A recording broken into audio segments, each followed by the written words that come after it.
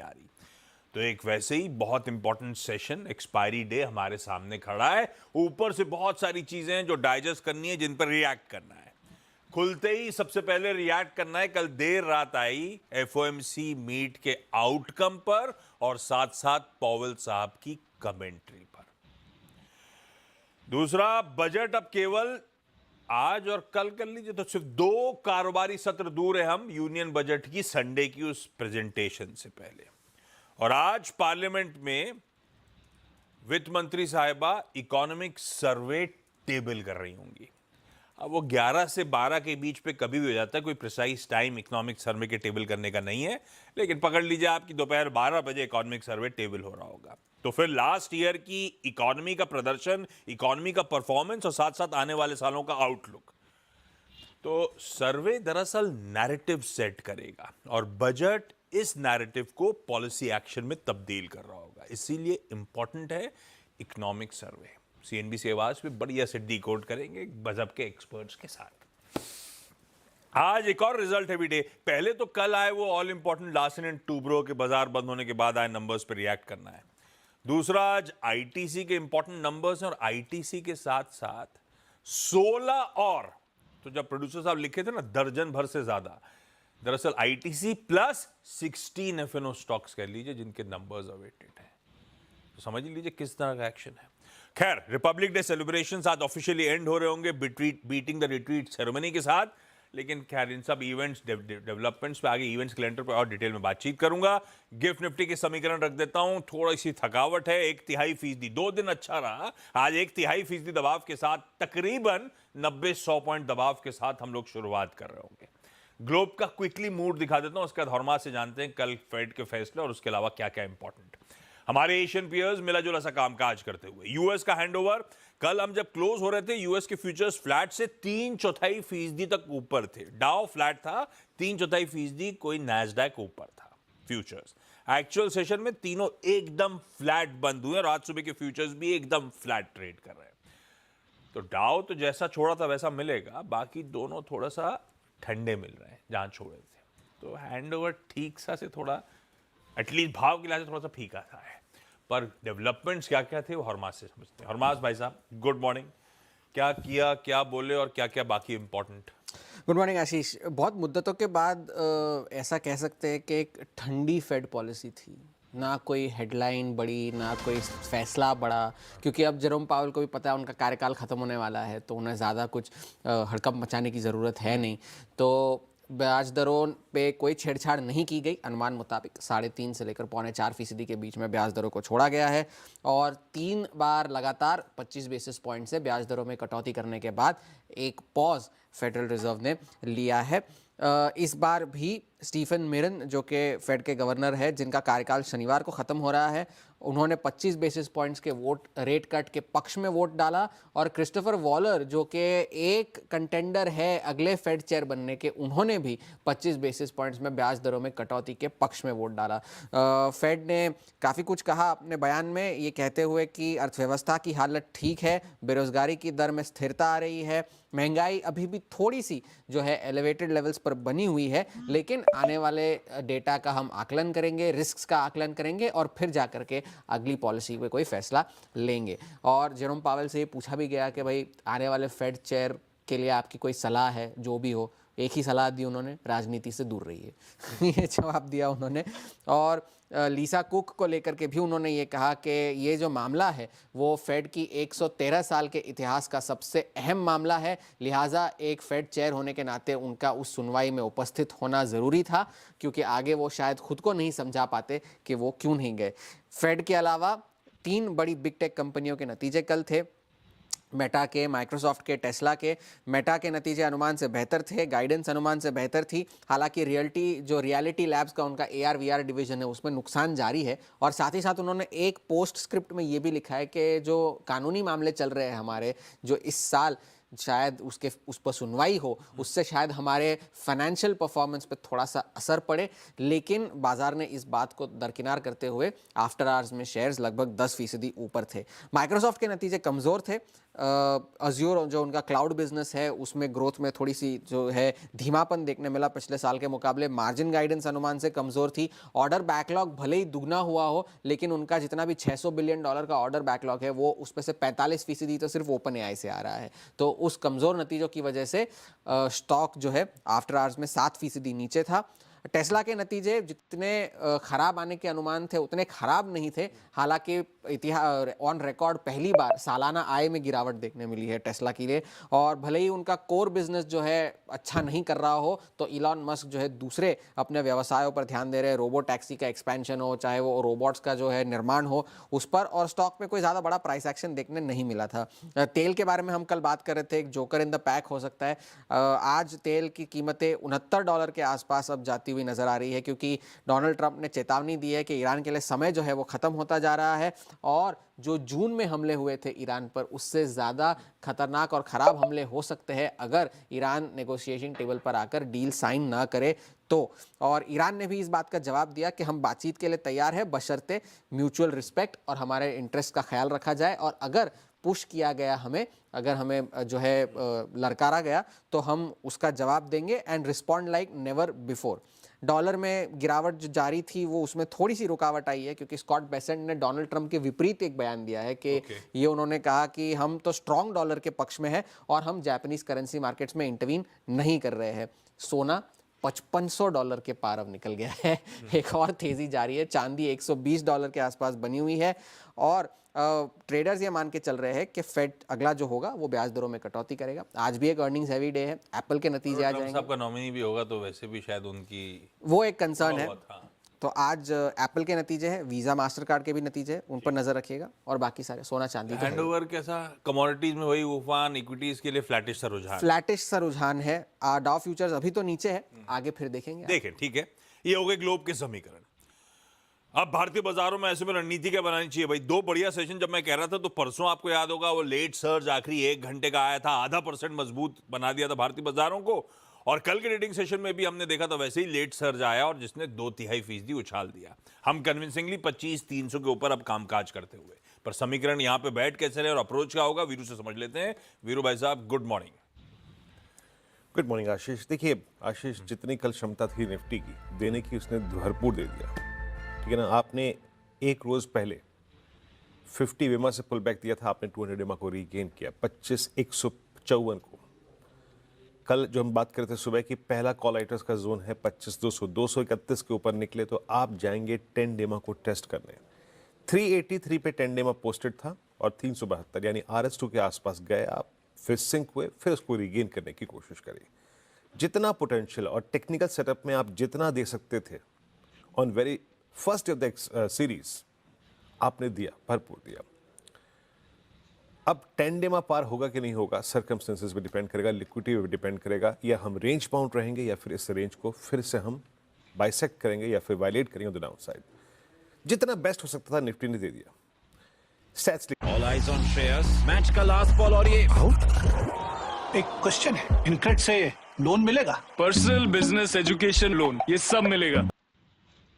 देखिए एफआईएस कल कैश में बाहर थे, बट बहुत ही, अगर आप देखें, बड़े क्वांटम में बाहर नहीं थे। 480 करोड़ रुपए की, 3361 करोड़ रुपए की डीआईएस की बाइंग। उन्होंने कल इंडेक्स को भी बाय किया और एक छोटे क्वांटम में, बहुत ही छोटे क्वांटम में इंडेक्स बाय किया। और नेट शॉर्ट में कोई बड़ा परिवर्तन नहीं है, करीब 1,74,000 कॉन्ट्रैक्ट अभी भी वो नेट शॉर्ट है। स्टॉक फ्यूचर्स में अगर आप देखें, उन्होंने करीब 852 करोड़ रुपए का माल बेचा, 181 करोड़ रुपए का स्टॉक ये इंडेक्स बेचा। आशीष, 10, 20 देन 50 तीन एवरेजेस ऊपर अलाइंड है और 2 कॉल राइटर्स अलाइंड है, 2 इनफैक्ट 3 कॉल राइटर्स शुरू होते हैं कल के पुलबैक के रिवर्सल के बावजूद 25,300 पे और 400 पे कॉल राइटर्स परसिस्ट करते थे बड़ी मात्रा में। 42 लाख यहाँ पे और उसके बाद 53 लाख या फिर 54 लाख 25,500 पे। और नीचे पुट्स में कहीं सबसे स्ट्रॉन्ग कंसंट्रेशन है तो वो 25,000 के पुट पे है। हालांकि बिल्डअप कल इंट्राडे में 25,200 पे भी था। मैं कैसे अप्रोच करूंगा? देखिए, सिंस अभी हमने 154 के ऊपर यानी 200 डेमा के ऊपर एक थ्रस्ट जनरेट किया था, 25,200 पे पुट राइटर थे, तो मैं ये तो नहीं कहूंगा कि 100 अंकों की गैप डाउन के बाद आप शॉर्ट कर दें, ना, ऐसा नहीं होगा। जो बेस टेम्परेरी क्रिएट किया है उसको रिस्पेक्ट देंगे, थोड़ा सा शॉर्ट का मौका मिले तो करेंगे, लेकिन हाई ट्रजेक्टरीज पे। देखिए, कोलैप्स के बाद, इनिशियल कोलैप्स के बाद अगर हम सॉफ्टनेस के साथ खुलते हैं तो idea is to buy control dip. हम अपने पिछले 2 दिन के सेटअप को रिस्पेक्ट देने की कोशिश करेंगे। अगर हम बेस 1 होल्ड कर रहे हैं पुट राइटर्स जोन तो ठीक है, एक कंट्रोल डिप बाय करके इसी अपेक्षा में कि हम कल के हाईएस्ट क्लस्टर को फिर हिट करेंगे and we will be range bound between RS1 and base 1, उस होप में पहला ट्रेड लेंगे just for intention of buying a control dip towards base 1। ये वायलेट हो रहा है तो छोड़ दीजिएगा निफ्टी को, फिर मत अटेम्प्ट कीजिएगा निफ्टी पे long trade. In that case Nifty अपनी फिर लोअर ट्रेजेक्टरीज को हिट करने की कोशिश करेगा। कल हमारा जो इंट्राडे कॉन्फिडेंस था वो 231 के ऊपर आया था टू बाय और मोमेंटम को चेस करने का। अगर ये सरेंडर कर देगा देन अगर हम 25,152 वायलेट करते हैं फिर बेस 2 लेके आइएगा। In that case test of again 25,000, 25,020, 25,060 possible है। सो मेरी इंटेंशन यहाँ पे किसी भी सूरत हाल में बेस 1 को बाय करने की। On the higher side RS1 tough है, याद रखिएगा RS1 के तीनों लेवल टफ है। पहला क्या है 389 दैट 10 डेमा एंड 433 कॉल राइटर जोन। अगर ये बाइसेक्ट होता है तो टेस्ट करेंगे आप 463 और उसके बाद एक सूरत हाल उत्पन्न या फिर जनरेट होगा for 509, but it seems difficult as of now. So हम बेस 1 और RS1 पे फोकस करेंगे just with the intention of buying control dips. Nifty bank पे आते हैं। निफ्टी बैंक चला ठीक और इसने RS1 के क्लस्टर्स को पार किया, बखूबी पार किया, 59,500 के वीक कॉलाइटर्स के जोन को पार किया, लेकिन इंट्राडे में उतना बड़ा थ्रस्ट जनरेट नहीं कर पाया और 59,700 यानी RS2 तक जाके चुपचाप पीछे आया, फिर मोर और लेस उस ट्रेजेक्टरी को रीगेन करने की कोशिश की। 59,500 पे अभी भी पुट राइटर्स का एग्रीमेंट नहीं है। निफ्टी बैंक सारे एवरेजेस के ऊपर क्लोज हुआ है, 10 के ऊपर, 20 के ऊपर, 50 के ऊपर, लेकिन 59,500 पे यानी जहां पे आप क्लोज हुए वहां पे पुट राइटर्स का एग्रीमेंट नहीं है। स्टिल वहां पे सिर्फ 4 लाख पुट खड़ी है। मैक्सिमम पुट कंसंट्रेशन अभी भी 59,000 पे है और वो भी बहुत कुछ सीवियर नहीं है। And the maximum OI is placed at 60,000। तो लेके आइए प्लीज लेवल्स बेस 1। देखिए ठीक है, हमने 2 दिन मोमेंटम खेला और अभी भी खेलिए, कोई दिक्कत की बात नहीं है, बाय एंड डिप्स कर सकते हैं, बट इंटेंशन सिर्फ कंट्रोल डिप्स की है। और अगर हमारा इंडेक्स हमारे शॉर्ट टर्म एवरेजेस को और पुट राइटर्स के जोन को रिस्पेक्ट दे रहा है तब, otherwise no, not at all. And that case emerges at base 1, 10-20 in put writers. अगर यहां तक का डिप है ठीक है, बाय करेंगे, बट इंटेंशन यही होगी कि उस बाय ट्रेड को किसी भी सर्कमस्टेंसेस में RS1 के आसपास लाके छोड़ देंगे। क्या देखा हमने 60,000 पे maximum call concentration. So as of now focus कीजिए दोनों इंडस्ट्रीज पे बिटवीन बेस 1 एंड RS1। हाँ, दोनों ही इंडस्ट्रीज पे अगर बेस 1 वायलेट हो रहा है तो प्लीज बाय का बहुत व्यू लेके इस बाजार में मत चलिएगा। आशीष परफेक्ट है आज के बढ़िया से चकाचक चार्ट्स बताने के लिए इक्विनॉक्स रिसर्च एंड एडवाइजर्स के पंकज रांदड़ साहब जुड़ते हुए। Pankaj ji good morning. भाई साहब आज के preferred picks. Good morning Ashish ji and good morning to everyone. Ashish ji देखिए जिस तरीके से मेटल्स के अंदर जो शाइनिंग बढ़ते जा रही है दिन ब दिन, तो 2 स्टॉक्स में से एक स्टॉक जो रहेगा नेशनल एल्यूमिनियम के फ्यूचर्स के ऊपर खरीदारी की सलाह रहेगी। 404 की रेंज में इसमें खरीदारी करने की सलाह रहेगी। 398 रुपए का इसमें स्टॉप लॉस मेंटेन करना है और 415 रुपए तक के टारगेट्स देखने मिल रहा है। हायर हाइज के फॉर्मेशंस यहाँ पे देखने मिल रहे हैं और जिस तरीके से मेटल के अंदर जो शाइन हो रही है तो इसके अंदर की मोमेंटम ये कंटिन्यू होनी चाहिए। दूसरा जो ट्रेड है वो बढ़िया रिवर्सल कैंडिडेट लग रहा है मुझे। अंबर के फ्यूचर्स के ऊपर खरीदारी की सलाह रहेगी। 5,660 की रेंज में इसमें खरीदारी करनी है फ्यूचर्स में। 5,570 रुपए का स्टॉप लॉस और 5,800 रुपए तक के टारगेट्स यहाँ पर देखने मिल सकते हैं आशीष जी। बिल्कुल ठीक है, मेटल्स की चकाचौंध से दूर कैसे रहा जाए। नाल को आज फिर एक खरीदारी करने का कॉल आता हुआ, बढ़िया सा पिक 398 के एसएल के साथ और अंबर एंटरप्राइजेस कल खबरों में था और आज 5570 के स्टॉप के साथ पंकज मानते हैं कि और तेजी करें। Pankaj ji thank you so much जुड़ने के लिए। क्विकली आज के इंपॉर्टेंट स्टॉक्स से न्यूज के लिए चलते हैं कंचन के पास। कंचन गुड मॉर्निंग, बताएं। जी गुड मॉर्निंग। टॉप 5 स्टॉक्स की बात करेंगे। शुरुआत लार्सन एंड ट्यूब्रो के साथ कर लेते हैं। नंबर्स यहाँ पे हमें रोबस्ट देखने को मिले हैं। टॉप लाइन की बात करी जाए तो 10.5% का उछाल, इनफैक्ट जो ऑपरेटिंग नंबर्स हैं इबिटा में करीब 19% का उछाल और मार्जिन्स यहाँ पे अच्छे खासे सुधरते हुए 10.5% पे रिपोर्ट किए गए हैं। अगर इसका ऑर्डर इनफ्लो देखा जाए तो इसमें भी सालाना आधार पे 17% का जंप देखने को मिला है। इनफैक्ट जो इनकी ऑर्डर बुक है वो भी 7 लाख करोड़ को पार करती हुई नजर आई है, यानी कि सालाना आधार पे 30% का जंप यहाँ पे भी देखने को मिला है। लोधा के नंबर्स की बात करी जाए तो नंबर्स यहाँ पे भी हमें सॉलिड साइड में देखने को मिले हैं। नेट प्रॉफिट में एक 956 करोड़ का ये रजिस्टर किया गया है। टॉप लाइन कंपनी की इनफैक्ट हमें करीबन 14.5% तक बढ़ती हुई नजर आई है। ऑपरेटिंग नंबर्स भी सुधरते हुए नजर आए हैं। प्री सेल्स की बात करी जाए तो 25% का इजाफा यहाँ पे है और जो कंपनी है उन्होंने 5 नए प्रोजेक्ट्स को ऐड किए जहाँ से अच्छा खासा सपोर्ट मिला है। फीनिक्स मिल्स के नंबर्स भी हमें इनलाइन देखने को मिले। नेट प्रॉफिट में 4.5% का इजाफा, टॉप लाइन में 15% की ग्रोथ, EBITDA भी 19% तक बढ़ता हुआ नजर आया है। और अगर सबसे सॉलिड सेगमेंट इनका देखा जाए तो यहाँ पे रेंटल इनकम में करीब 13% का उछाल देखने को मिला है। और ओवरऑल अगर हम बात करें रिटेल कंजप्शन की तो वहाँ पे भी 25% की तेजी देखी गई है। इसके अलावा अगर हम बात करें नंबर्स की तो वो तो काफी सारे हैं, लेकिन बायोकॉन आज फोकस में होना चाहिए बिकॉज इनकी जो आंध्र प्रदेश यूनिट है उनको US FDA से VAI स्टेटस मिल गया है। 3 से 7 नवंबर के बीच में जांच हुई थी। और RVNL फोकस में बिकॉज कंपनी की JV को करीबन 1201 करोड़ का ऑर्डर मिला है रेलवे इंफ्रा के लिए। रखिए सारे स्टॉक्स रडार पे, ब्रेक ले रहा हूं। कमोडिटीज इक्विटीज से ज्यादा, कहीं ज्यादा एक्शन तो स्पेस में बना ही हुआ है। लेकर आऊंगा ब्रेक के उस पार अपडेट्स कमोडिटीज के और साथ साथ कमाई कैसे होगी। SMC ग्लोबल की वंदना भारती जुड़ेंगे हमारे साथ ब्रेक के उस पार।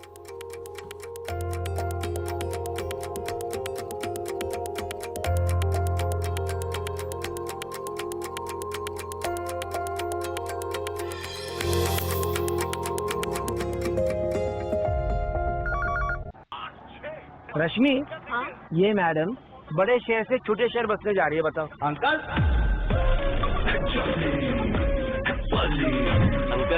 इंडिया के छोटे छोटे शहरों में ही तो है बड़े बड़े अखाड़े। नए नए दावपेच सीखेगी और फ्यूचर में मेडल जीतेगी। और बेटा इनका फ्यूचर? बड़े पापा, SBI लाइफ से इनका फ्यूचर सिक्योर है। तभी तो इसकी जीत के इरादा पक्का है। डरो पूरे अपने इरादे, अपनों से किए सभी वादे। SBI लाइफ अपने लिए, अपनों के लिए। चलिए भाई, ब्रेक के बाद आप सबका स्वागत है तब और अब की all important second plate. Brent नीचे दिख रहा होगा आपको, $68 के करीब कल भी था, तो ऐसा नहीं है कि बहुत ज्यादा। कल हमने देख लिया ONGC ऑयल इंडिया में किस तरह की तेजी बनी थी, लेकिन हाँ हायर लेवल्स पे ही इस समय कच्चा तेल कामकाज कर रहा है। इधर आइए, सोना कहां छोड़ा था कल और $5500 प्रति आउंस के ऊपर। चांदी 117 तक गई थी, करेक्ट कर गई थी, लीजिए उसी लेवल्स के अब ऊपर इस समय भी कामकाज करती हुई 118 के जोन्स पे। कॉपर अभी सुबह 6 के पार भी निकल गया था। तो और नेचुरल गैस तो खैर वो क्लाइमेट वेदर एकदम से जो बदला है उसका फायदा उठा ही रहा है। तो कमोडिटीज में गजब के मूव्स बन रहे हैं। ऐसे में वंदना मैम मदद करेंगी कमाई कराने में। वंदना जी गुड मॉर्निंग। आज के कॉल्स। गुड मॉर्निंग आशीष। मुझे लग रहा है कि क्रूड ऑयल में अभी और भी ज्यादा यहाँ पे एक जियोपॉलिटिकल प्रीमियम ऐड होगा। तो यहाँ पे बाइंग करनी चाहिए 5800 के करीब, 5900 के टारगेट के साथ। 5750 का स्टॉप लॉस होगा और लग रहा है कि अगर यहाँ पे टेंशन बढ़ा तो एक बार $67 तक भी क्रूड जा सकता है। दूसरा ऑफकोर्स यहाँ पे चांदी है। चांदी में लेकिन थोड़ा करेक्ट होके नीचे आए तब 3,90,000 के करीब यहाँ पे बाइंग करनी है। 4,10,000 का टारगेट है और स्टॉप लॉस यहाँ पे 3,80,000 का बनेगा। और मुझे लग रहा है मैं पहली बार 4,10,000 का कॉल दे रही हूँ 4 लाख के उसमें रेंज में। गजब तेजी है भाई साहब। कच्चा तेल और ये जियोपॉलिटिकल प्रीमियम ऐड होना चाहिए। तो कच्चा तेल खरीदारी करने गई, मौके ढूंढेंगे। और चांदी में बाय है, लेकिन क्या अगर अभी के भाव से देखेंगे तो ऐसा रिस्क रिवॉर्ड फेवरेबल नहीं है। आपको थोड़ा सा कूल ऑफ होने देना है चांदी को। 390 क्योंकि आज खुलेगा तो गैप के साथ खुलेगी चांदी। 390 के आसपास मिले तो बाय इनिशिएट करें। मैम के टारगेट्स हैं 4 लाख क्या 10,000 तक के। लीजिए भाई साहब, चांदी ये भाव भी दिखाएगी। वरना मैम थैंक यू सुबह सुबह वक्त निकालने के लिए। इवेंट्स कैलेंडर पे लेकर आइए स्क्रीन को। थर्सडे सबसे पहले तो BSE के मंथली कॉन्ट्रैक्ट्स की एक्सपायरी की तैयारी कर लीजिए। इकोनॉमिक सर्वे 12 बजे के आसपास पार्लियामेंट में आज टेबल हो रहा होगा। उसी के बाद दोपहर 2:30 बजे chief economic adviser doctor A Anantha Nageswaran साहब की प्रेस कॉन्फ्रेंस भी होगी उसी इकोनॉमिक सर्वे पे। नतीजे निफ्टी का एक है ITC, आइए वायदा के गिन लीजिए। Vedanta, Canara bank, REC, Dabur India, Swiggy, 197 communication, Dixon, Prestige Estates, Colgate, Palmolive, Voltas, हडको, blue star, KPIT technologies, container corporation, Manappuram finance और IEX। 16 वायदा के अदर देन ITC नंबर्स का इंतजार। कैश की लिस्ट लंबी है, उसमें अदानी पावर, टाटा मोटर्स जैसी दिग्गज स्टॉक्स भी लाइंड अप है।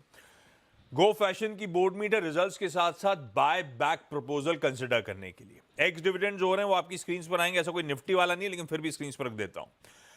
यूएस में आज शाम को जॉबलेस क्लेम्स और ट्रेड बैलेंस के नंबर्स आ रहे होंगे, पर अब बेमायने, अब अगली पॉलिसी तो दूर है, उसी का आकलन करना है। अभी एक पॉलिसी तो कल रात में निकली है। आज शाम को एप्पल, मास्टरकार्ड और वीजा के नंबर्स यूएस में आ रहे होंगे। आरबीआई ओएमओ ऑपरेशंस कर रहा होगा, 50,000 करोड़ लिक्विडिटी इन्फ्यूज कर रहा होगा आज के दिन। मर्सिडीज बेंज एस क्लास गजब लगती है, उसका फेस लिफ्ट आज लॉन्च हो रहा होगा, डेब्यू कर रहा होगा। महाराष्ट्र में deputy CM Ajit Pawar sir के वो लास्ट राइट्स आज सुबह होंगे।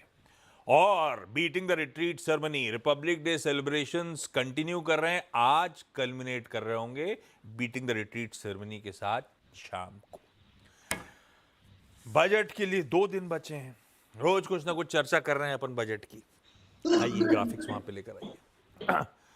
पहले फिस्कल डेफिसिट की बात करी थी, उसके बाद खर्चे में केपेक्स के स्पेंड्स पे नजर रखनी है, उसकी चर्चा हुई थी। आज अपनी बात करते हैं, क्योंकि अब बजट इज अपॉन अस कहते हैं ना, वो अब हवा में है कि वो यूजुअल ब्लेंड होप है और एक तरफ स्पेकुलेशंस हैं। ध्यान रखिएगा लास्ट ईयर, अब आज अपनी बात मतलब लास्ट ईयर बड़े रिफॉर्म्स हो चुके हैं टैक्स के फ्रंट पे। नई टैक्स रिजीम में 12,75,000 तक के इनकम टैक्स फ्री हो गई थी, तो बहुत ज्यादा एक्सपेक्ट मत करिए। हाँ, गवर्नमेंट का ऑफ लेट प्राइमरी गोल रहा है, आपको याद होगा, सबको न्यू टैक्स रिजीम की तरफ ले जाना, नज करना। शायद वो सिलसिला कंटिन्यू हो रहा हो, ऐसा वाइडली एंटिसिपेटेड है। स्टैंडर्ड डिडक्शंस की एक ग्रिड मैंने आपकी स्क्रीन पर रखा है। 2023 में एट पार लेकर आए थे न्यू टैक्स रिजीम को 50,000 रुपए का स्टैंडर्ड डिडक्शन।